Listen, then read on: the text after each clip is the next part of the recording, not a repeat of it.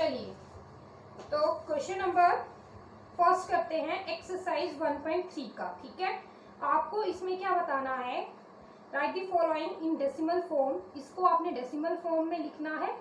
अगर आप सिंपल लिख सकते हो तो सिंपल लिखना है, अगर सिंपल नहीं लिख सकते तो क्या करना है, सॉल्व करना है, मीन्स डिवाइड करके लिखना है, या मिक्स टर्म को सॉल्व करना है, उस वे में आपने लिखना है। मैं आपको इसके 2 क्वेश्चन करवाऊंगी, बाकी आप प्रैक्टिस करोगे। कौन कौन से करवाऊं खुद बता दो। आपको ये चीजें करवाई हुई है, आप आराम से कर सकते हो, कर सकते हो ना, कर सकते हो बच्चे। अच्छा, इसमें आपका क्वेश्चन नंबर फर्स्ट जो है वो तो बहुत ही इजी है।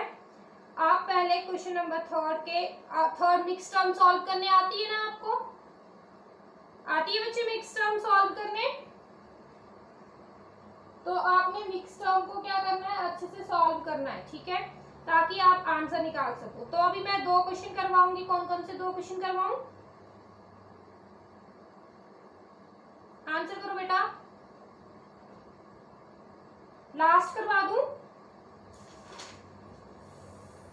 4th और 5th है ना, 2 ही करवाने हैं ना।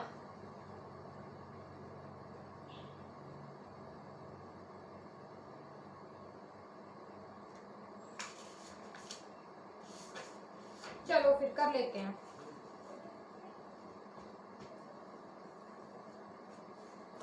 अच्छा, आपका ये एक्सरसाइज 1.3 है, यही है, यही है ना। क्वेश्चन नंबर 1 का आपको करवा रही हूँ 3 डिवाइड बाय 13। अब भाई इस क्वेश्चन को, ये क्वेश्चन आपका डिवाइड हो पाएगा आराम से। डिवाइजर इसमें क्या है, 13 है। क्या है इसमें डिवाइजर, 13 है। 13 3 से क्या है, बड़ा है, बड़ा है ना 3 से। अब इसको क्या करना है, डिवाइड करके देखो। देखो डिवाइड करूंगी मैं इसको, मान लो मैं यहाँ पे डिवाइड कर रही हूँ, 3 को डिवाइड कर रही हूँ 13 से। अब क्या 3 13 से डिवाइड होगा, बोलो बच्चे। 3 13 से डिवाइड होता है, नहीं होता है। तो इसके लिए हमें क्या करना पड़ेगा, यहाँ पे 0 लगानी पड़ेगी। अगर मैंने यहाँ पे 0 लगाई तो मैं यहाँ पे पॉइंट लगाऊंगी। पॉइंट से पहले 0 लगा लीजिए, पॉइंट लगा लिया, इस 0 के लिए मैंने पॉइंट लगाया। अब क्या 30 13 से डिवाइड हो जाएगा, हो जाएगा 13 2 का 26। तो ये आपके पास बचा 4। 30 में से 26 जाते तो कितने बचते हैं, 4 बचते हैं, ये बचते हैं। अब क्या 13 से 4 डिवाइड होगा, होगा डिवाइड, बोलो बच्चे डिवाइड होगा, नहीं होगा। फिर से 0 लगानी पड़ेगी, पर अब हम यहाँ पे 0 नहीं लगाएंगे, क्योंकि हम 0 के लिए एक बार पॉइंट यूज कर चुके हैं ना। एक 0 जब लगाते हैं तो 0 नहीं लगती है। अब 13 2 का 26, फिर से ये किससे जाएगा, किससे जाएगा, 13 2 का 26 और 13 3 का 39, 3 से चला जाएगा 39, ये बचा 1। अब 1 क्या 13 से डिवाइड होगा, होगा 13 से डिवाइड, नहीं होगा। एक 0 लगाई, क्या अब ये 10 13 से डिवाइड होगा, नहीं होगा। अब एक 0 मैंने और लगाई, यहाँ पे मैंने 2 0 लगाई। अब एक 0 के लिए तो हम कुछ नहीं लगाते हैं, जब आपने 2 0 लगा दी तो आपको यहाँ पे भी क्या लगानी पड़ेगी, 0 लगानी पड़ेगी। अब करो डिवाइड इसको, 13 के टेबल से 100, 13 कितने का 100 तक पहुंचेंगे आप, 13 7 तक कर लो, कितना आता है 91 आता है ना। तो 13 7 का 91, क्या बचा आपके पास 9, फिर से 0 लगा लीजिए। अब किससे जाएगा, 13 6 का कितना आएगा 78, 6 में से गया, कितना बचा यहाँ पे आपका 12। यहां तक पहुंचे, यहां तक पहुंचे। अब देखो यहाँ पे फिर से 0 लगानी पड़ेगी, फिर से 0 लगानी पड़ेगी ना। अब 39 का कितने होते हैं 117, तो यहाँ पे क्या है 9 और यहाँ पे 3। अब भाई यहाँ पे 3 आया तो ये 3 तो फिर से यहीं पे पहुंच गए हम। इट मीन्स यहाँ के आगे, इसके आगे, इस 9 के बाद फिर से क्या हो जाएगी, रेपिटेशन स्टार्ट हो जाएगी। स्टार्ट हो जाएगी ना, यहाँ पे फिर से बात आ जाएगी 0 3 0 7 6 9, यही बात आ जाएगी। इसलिए ये क्या हो गया आपका, एक नॉन टर्मिनेटिंग हो गया। तो हम क्या लिख सकते हैं, वी राइट 3/13 इक्वल टू 0.230769। फिर आगे यही चीज जो है रेपिटेशन हो रही है, 0, इसके बाद ये फिर से किससे जाता, 2 से जाता है ना, 3 बचा था ना, 2 से जाना था इसने, तो ये फिर से रेपिटेशन होने लग पड़ी थी। 230769 ये सेम चीज आने वाली थी आपकी। तो ये क्या हो गया, क्या बन गया, ये आपका क्या बन गया, 100 ऑन करके लिख दीजिए, नॉन टर्मिनेटिंग। यही बताई थी मैंने आपको बात, जहां पे आपकी रेपिटेशन स्टार्ट हो जाएगी वो आपका क्या बनेगा, नॉन टर्मिनेटिंग।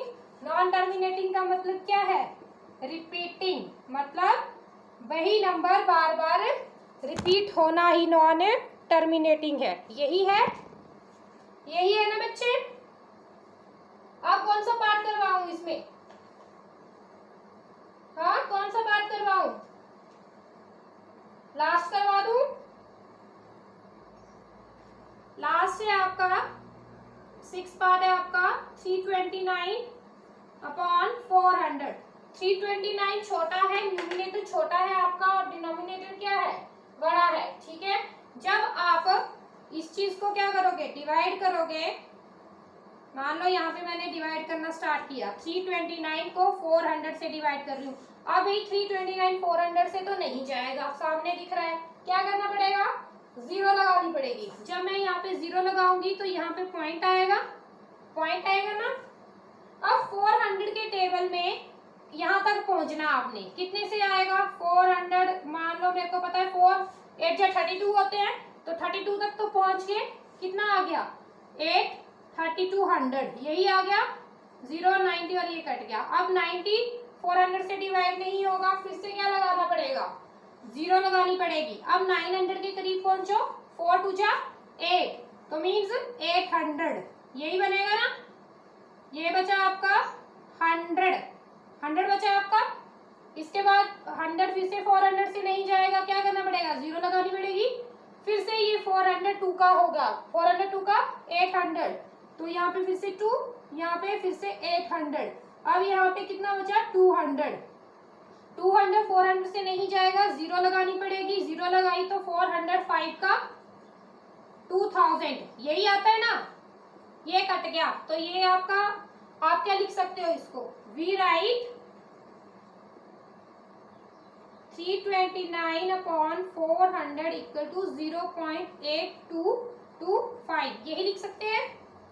अब ये क्या टर्मिनेटिंग है या नॉन टर्मिनेटिंग है, क्या है ये, टर्मिनेटिंग। क्यों, क्योंकि ये जो है एक फाइनाइट डिस्टेंस, फाइनाइट नंबर पे क्या हो गया है, स्टॉप हो गया है। टर्मिनेटिंग के लिए आपने लिख लेना है ends after a finite number of steps, ends after a finite number of steps। इतना क्लियर हो गया। बाकी इसके क्वेश्चंस आप कर लेंगे, हो जाएंगे इसके क्वेश्चंस। चलिए बात करते हैं इसके बाकी क्वेश्चन जो है आपने डिस्कस कर लेने हैं, अपने आप सॉल्व करने हैं। नहीं पता चलेगा तो पर्सनल ग्रुप में मेरे को मैसेज करना है, ना कि पर्सनल नंबर पे, ठीक है, ताकि औरों के भी डाउट होंगे तो क्लियर हो जाए।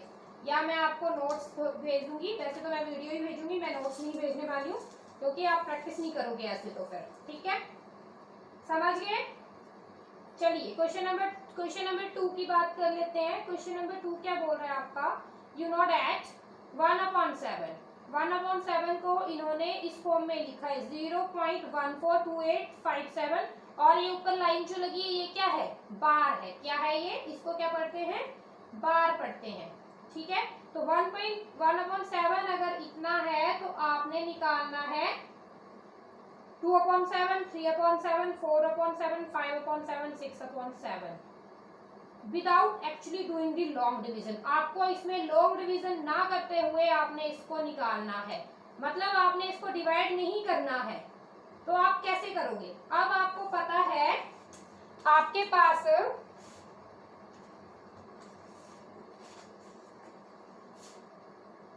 क्या है, आपके पास 1.7 की वैल्यू दी हुई है ना, दी है 1.7 की वैल्यू, क्या दी हुई है 1/7 इक्वल टू 0.1428 और ऊपर क्या दिया है, बार दिया है, इसको बार बोलते हैं। ठीक है, आपको लॉन्ग डिवीजन ना करते हुए आपने इसको सॉल्व करना है। क्या निकालना है आपको, 2/7 निकालना है। 1/7 तो आपको ऑलरेडी दिया हुआ है, दिया है ना 1/7 ऑलरेडी। आप लिख दीजिए इसको, ऐसे लिख सकते हो 2/1/7 लिख सकती हूँ मैं ऐसे, मल्टीप्लाई में मैंने सेपरेट कर दिया।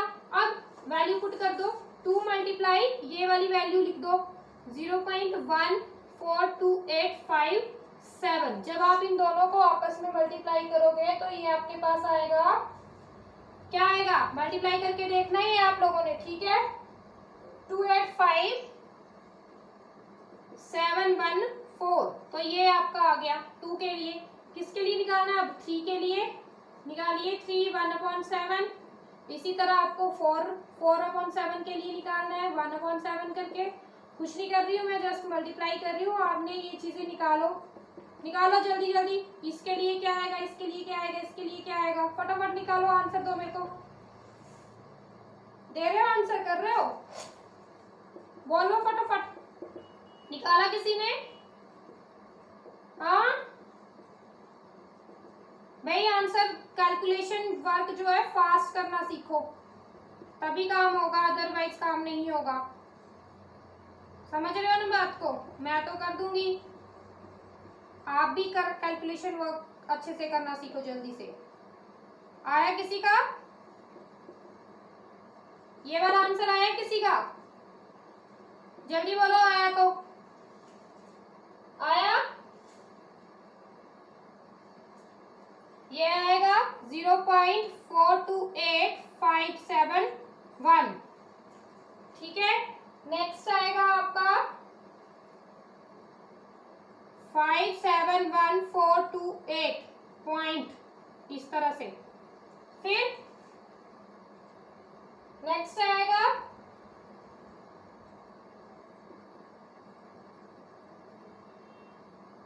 0.0714284 और बार। नेक्स्ट है आपका 857,142। भाई ये कैलकुलेट कर लेना, क्या पता है गलत निकले हो मेरे, आप लोगों ने ये कैलकुलेट कर लेने हैं। ठीक है, समझ रहे हो बात को, समझ रहे हो ना बच्चे बात को, ये आपने कैलकुलेशन वर्क जो है कर लेना है। आ जाइए क्वेश्चन नंबर 3 पे। क्वेश्चन नंबर 3 क्या बोल रहा है आपका, क्वेश्चन नंबर 3 जो है, फर्स्ट क्वेश्चन समझ में आ गया ना आपको, डाउट तो नहीं किसी को। क्वेश्चन नंबर 3 के 3 पार्ट हैं, 3 पार्ट में से मैं एक पार्ट करवाऊंगी, आप 2 पार्ट बाकी आप खुद करोगे। कौन सा एक पार्ट करवाऊं, बोलो जल्दी से, कौन सा एक पार्ट करवाऊं, काम भी तो करो कुछ, तभी होगा, मैं ही थोड़ी ना करती रहूंगी। कौन सा पार्ट करवाऊं, जल्दी आंसर करो भाई, उतारने मत लगो, वीडियो मैं कर दूं, करवा देती हूँ आपको प्रोवाइड, टाइम लगेगा नहीं तो लिखने में। 3 वाला करवा दूं, ठीक है। क्वेश्चन नंबर 3 बोल क्या रहा है, express the following in the form P/Q। P/Q की फॉर्म में इसको क्या करना है, एक्सप्रेस करना है, जहां पे P और Q जो है इंटीजर्स हैं और Q जो है आपका नॉट इक्वल टू 0 है। ठीक है, अब इस क्वेश्चन को ध्यान से देखना है कि इस क्वेश्चन में हम कर क्या रहे हैं, ठीक है बात। हाँ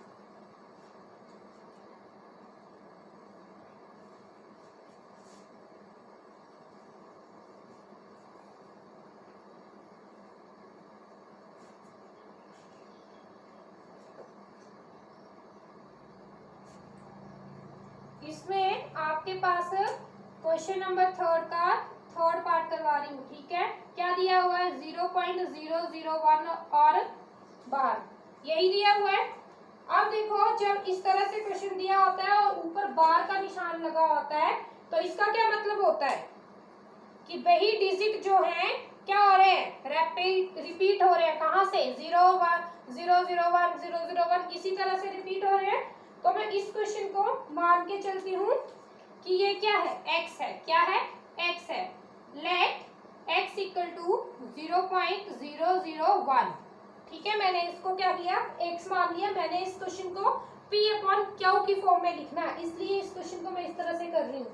इस बार का मतलब क्या है, x इक्वल टू 0.001 मीन्स 0.0001001, इस तरह से ही चल रहा है ना ये पॉइंट। इस इक्वेशन को मैं ले लेती हूँ इक्वेशन नंबर 1, इसी तरह से चल रहे हैं ना ये पॉइंट्स। बोलो बच्चे, ओके। अब देखो इस क्वेश्चन में क्या करना है आपने, ये जो 1 है, ये 1 जो है इस पॉइंट से पहले आ जाए, ठीक है। इस 1 को इस पॉइंट से पहले लाने के लिए आपको क्या करना पड़ेगा, मल्टीप्लाई करना पड़ेगा। किससे करना पड़ेगा, 1000 से। किससे करना पड़ेगा, 1000 से। 3 डिजिट है ना, 1 2 3, इसके लिए आपको इस तरफ आना पड़ेगा। Multiply equation 1 by 1000। अगर आपको पॉइंट से पहले एक डिजिट पीछे आना है तो मान लो अगर यहाँ पे 0 नहीं होती तो आप 1 डिजिट पीछे आते तो आप 10 से करते। अगर 2 डिजिट पीछे आना था तो आप 200 से करते, ठीक है। वीडियो विजिबल हो रही है या नहीं हो रही है, ब्लैक बोर्ड दिख रहा है।